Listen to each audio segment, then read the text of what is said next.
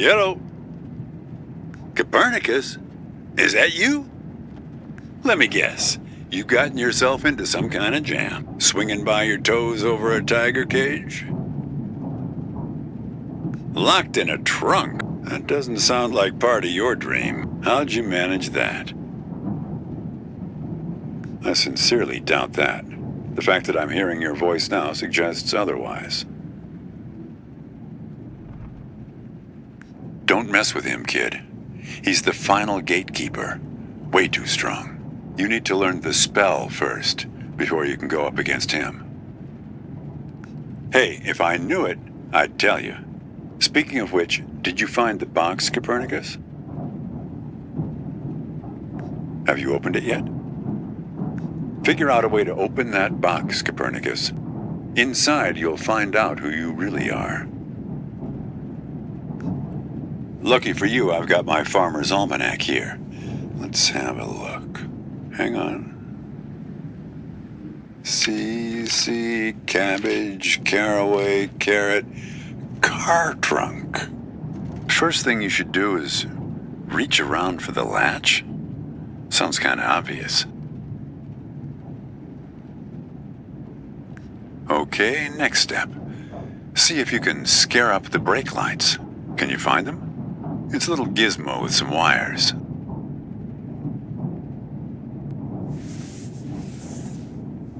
Okay. Yank on the wires and try to pull the lights into the trunk with you. Got them? What color are the lights? We need a green light, kid. A steady green light. That's the way forward. Gotta run now.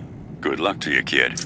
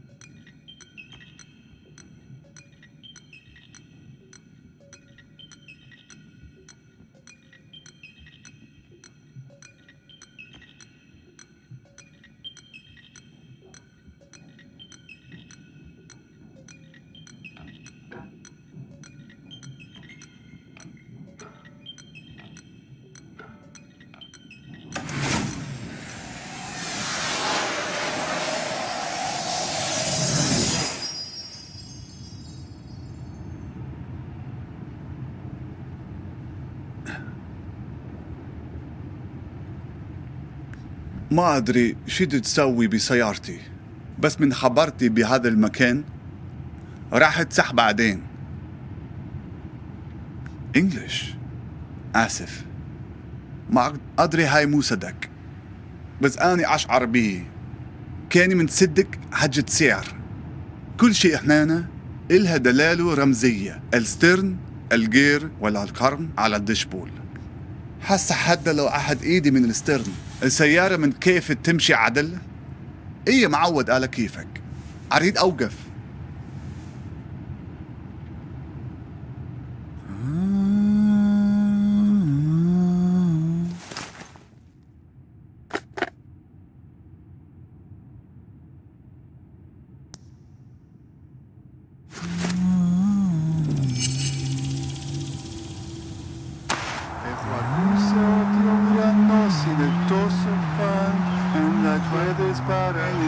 Of you, yeah. I have life, like that buckle.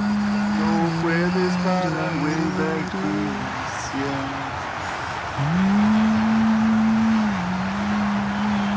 Qui es-tu? Tu suis j'entends do ciebie.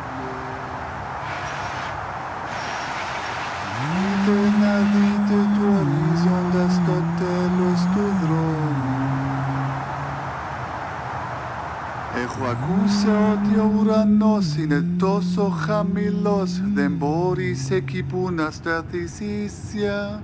Έχω ακούσει ότι ο ουρανός είναι τόσο χαμηλός, δεν μπορείς εκεί που να σταθείς ίσια.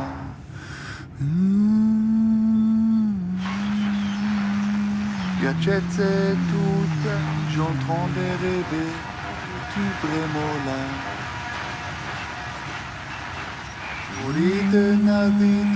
The only way over to nowhere. And the English? No, sorry. I could, of course, back in the real world, but it doesn't seem to have come with me into this place. To me, this sounds like Arabic. I guess it depends on one's perspective. Anyway, as long as you're not going to start shouting at me again, it's an improvement. Kidnap you? I don't think my singing is that bad. Man with many eyes. Look, I understand you're ready to point fingers. I feel the same way watching you appear out of thin air next to me. But honestly, I hardly understand the word that's coming out of your mouth, even now that we're speaking the same language. Now I know you must be an English speaker. The only people in the world convinced that every story revolves around them. Who are you, anyway?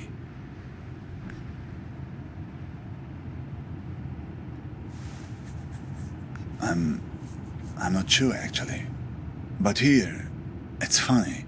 On this highway, everybody calls me Al-Shatir. Copernicus, huh? Suddenly, this doesn't seem so arbitrary. Never heard of Ibn al-Shatir? A famous astronomer. I guess you don't learn about him in your schools. One of the forefathers of astronomy, in many ways a predecessor to... Yes, that's right. Copernicus, Al-Shatir. Two iconoclasts from different lands who challenged the belief that the sun revolves around the earth. Two dreamers who had the conviction that their unique consciousness is not the only thing in the center of the universe. Maybe you're not just part of my story, like I'm not part of yours. You were trapped in the trunk, where I've been many times. It's like you've wandered into my dream, and I've wandered into yours. How should I know? Somehow the streams have crossed. Disturbance in space-time continuum.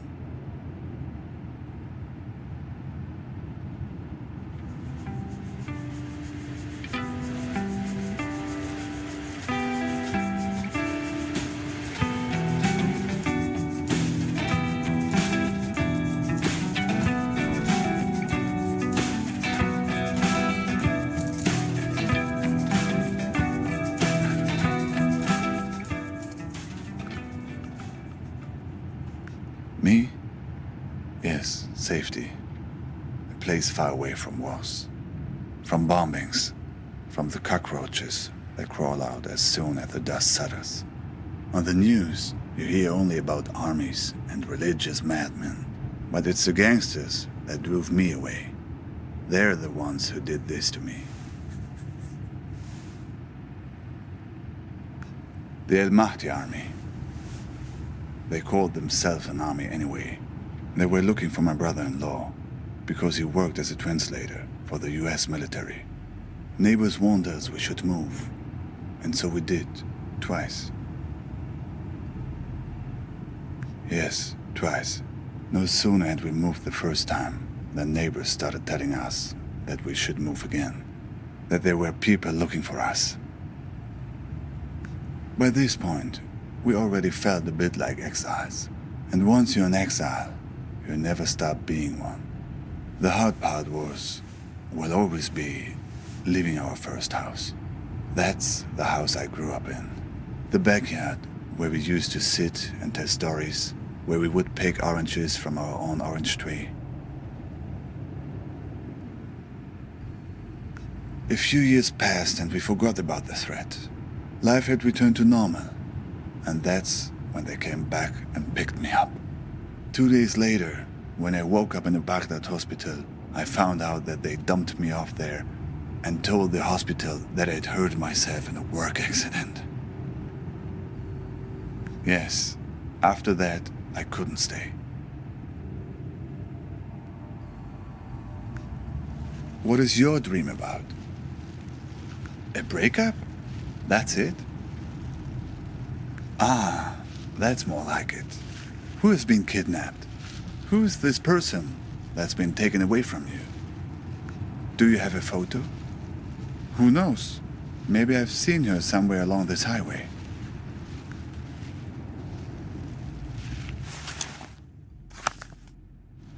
I know her, the same woman, but with different hair color. I just saw her at the gas station a few miles back. A decoy? What kind of game are you playing here?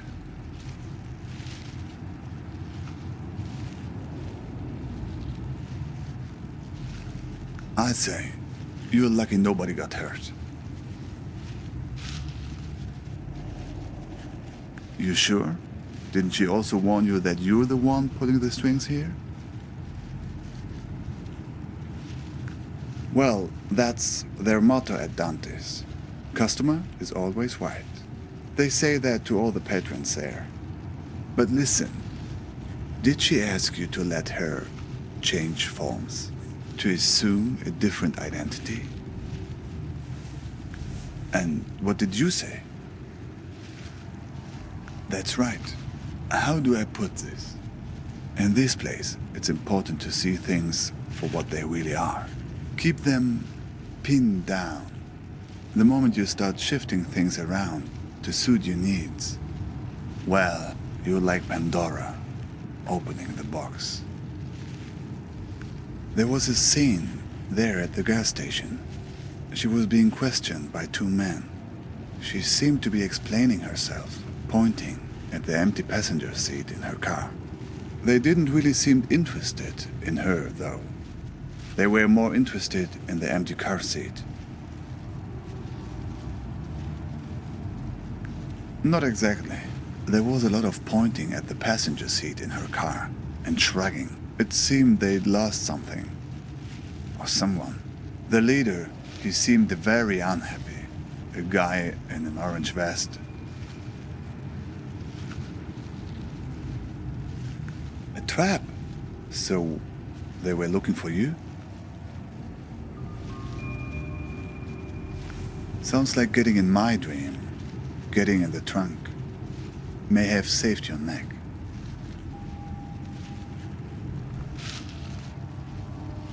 No, I didn't get a look. I just heard one strange thing they said. That they were looking for a guy with 8 fingers. They were going to find him. Something like that. 8 fingers. 8 digits, maybe. Uh-huh. And you wouldn't happen to have a strange blue box with you, would you? Well, If they were chasing you... Say, have you noticed how many tumbleweeds there are suddenly?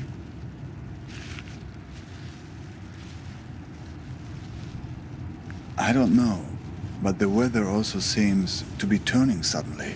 Turn on the radio and see if you can find a weather report.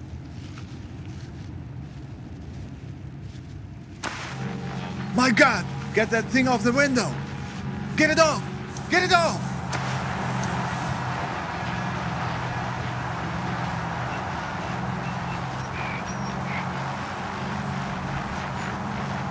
It seems to be changing the weather conditions.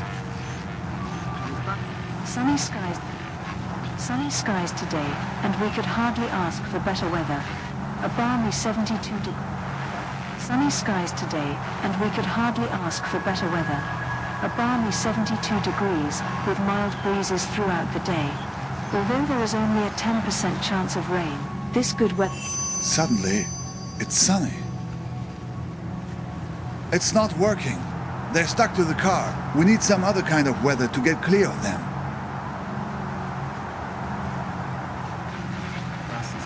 Level 3 thunderstorm. 60-mile-per-hour gusts and quarter-size hail. Damaging winds are causing some trees and large branches to fall.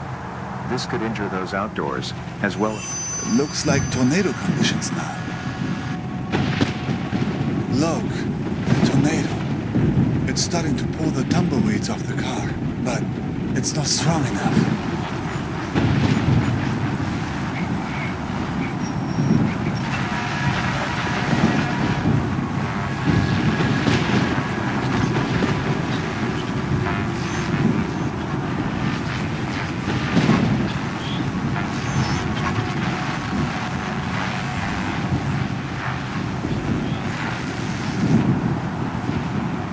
Warning, tornado 40 feet from car.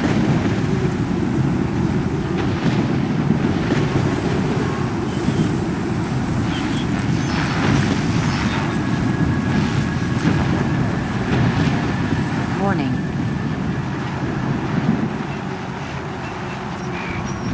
Warning, tornado 40 feet from warning. Tornado warning.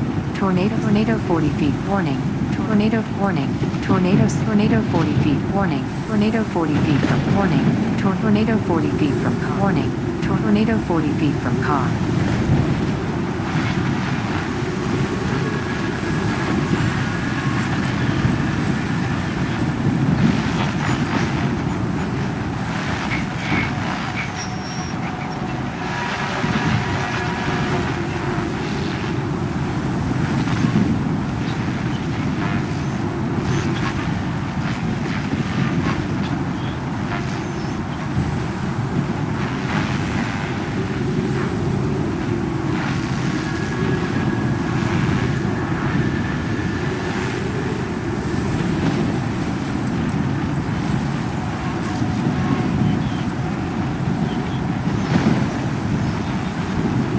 Tornado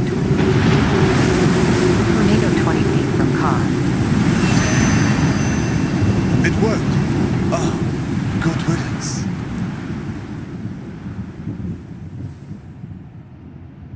Look, that was very strange, even for this place. And the eyes on those things. It seemed they were spying, searching for something. Did you notice? What do you know about these guys? The ones who are after you?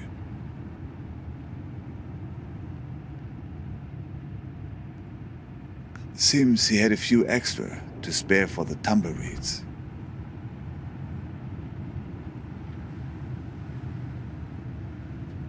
I see. What else? Oh, let's see.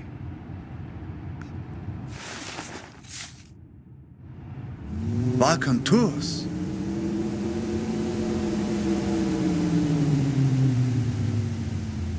Not directly, no. But I've heard about them. From a guy in Istanbul I met. He had made it through to Europe, but then had come back to get his family. But that's another story.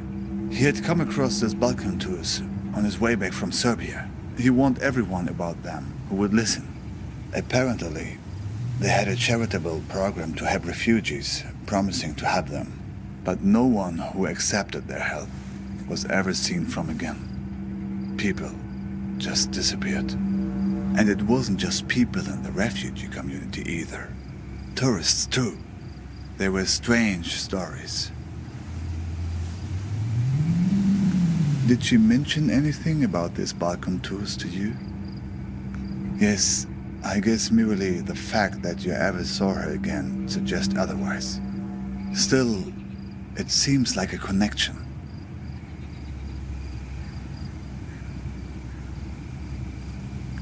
I only heard bits and pieces, nothing very clear. Mirrors, rooms full of mirrors. People losing their minds and never coming back. Yes, people who were heading from Turkey into Croatia and Serbia were being warned about it. Watch out for mirrors. Rooms full of mirrors. Rooms full of ice. Well, my friend, I think right now the best thing you can do is run for safety.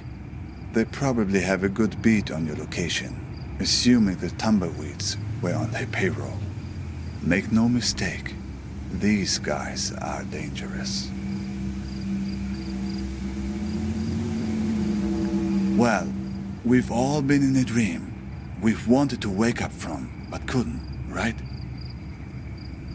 Let's just say there are people who thrive on that fear and have ways of keeping you from waking up. Exactly. What did you do to these guys anyway? Why you? Right. Where did you get the box? They must be worried about what's inside. Worried it will expose them, all the things they've done, to her and to all the other people they've hurt. I wish I knew. Even if I make it to my destination, I'm still not home. That's what it means to be an exile.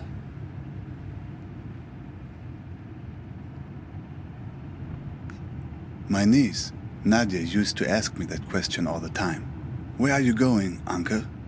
She was the only young person who knew I was leaving. Imagine, she knew when my father didn't. I was always mad at my sister for telling her. She would ask me that when I was putting her to bed. The only thing you can tell when a person that young asks you a question like that at bedtime. I told her the truth. Not the truth, but the truth wrapped in the blanket of a story.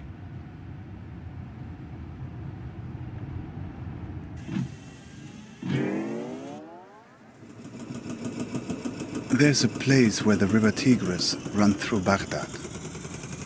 A place called the Two-Story Bridge. When I was a kid, I would go fishing there and look out at the water and wonder where it all led. As a child, I was told that the farthest place on the earth from Baghdad is a place called Fiji. I would train my eyes on the horizon and imagine that all the water led there, to the point where the sky met the earth. To my child's mind, Fiji was the place where the sky touches the earth. These people of Fiji, they must be very tolerant people to live in such a place where one has to stoop over at all times and can never stand up straight. Eventually, they resolved to leave and find a new home where the sky was farther from the earth, where the pandanus tree can grow high enough to be woven. So, they left this land right under the sky, leaving behind those people so old and bent that they no longer cared to stand up straight. The other Fijians gradually moved away from the edge of the world, and the sky got a little higher, and then they found a marvelous place. It was fertile and lush, with excellent weather, an orange tree for every backyard. But there was one problem: earthquakes. Terrible earthquakes, as frequent as rains during the springtime in this country. All because the sky was still close to the earth. When there's thunder, it echoes off the roof of the sky and causes the ground to break. But the Fijians adjusted. They built their entire civilization out of rubber. Rubber houses with rubber beds that would sway during the quakes, with rubber restraints that would hold the sleeping Fijians tight while they dreamed.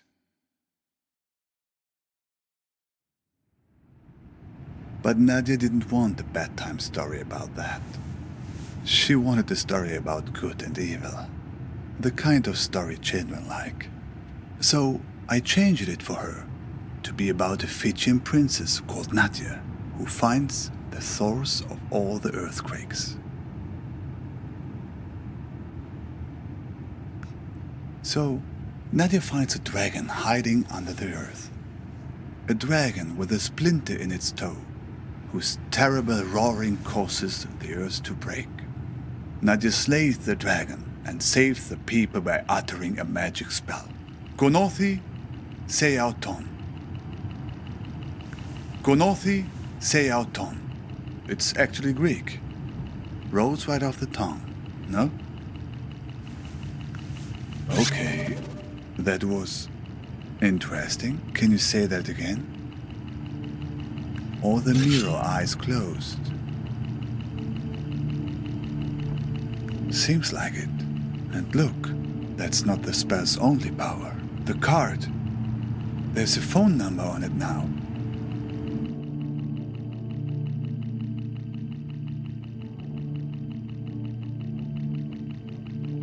Do you know what this means?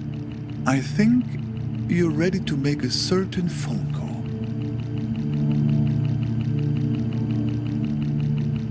Ready to put your spell to use? Good. Do you have a phone? Even better. So, here's the plan. You call them and tell them you want to sign up for a tour. Doesn't matter. A tour of the Badlands, whatever. Just something to get close enough to them, to find out what's going on. Here's the thing. If they act like they're taking you on a tour, everything is good. But if they've figured you out, they'll try to distract you while they kidnap you. Take it from me. They tell you someone you care about is in danger. But don't believe it. If everything's fine, then everything's fine. But if someone you know is in danger, it's a trap. Get out of there. Are you ready? Dial the number.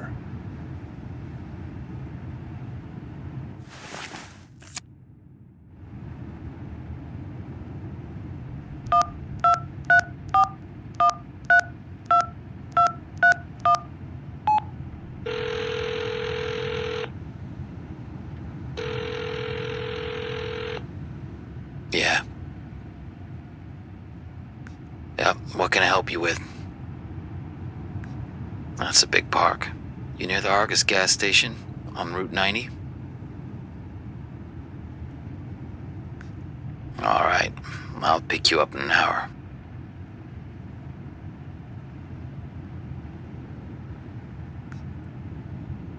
You don't have a car, do you? Just guess from your voice. So, see you in an hour.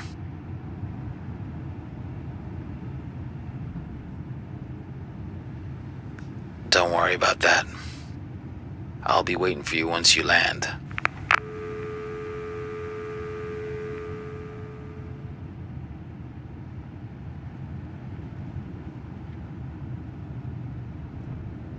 So, it worked then?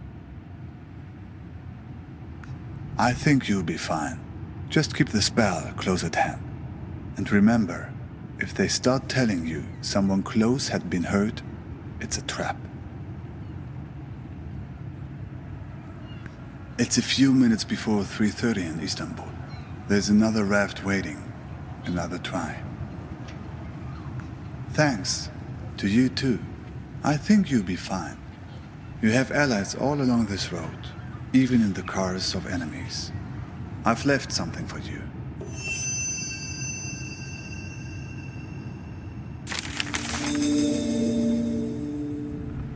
Hey, sorry I haven't written in a while.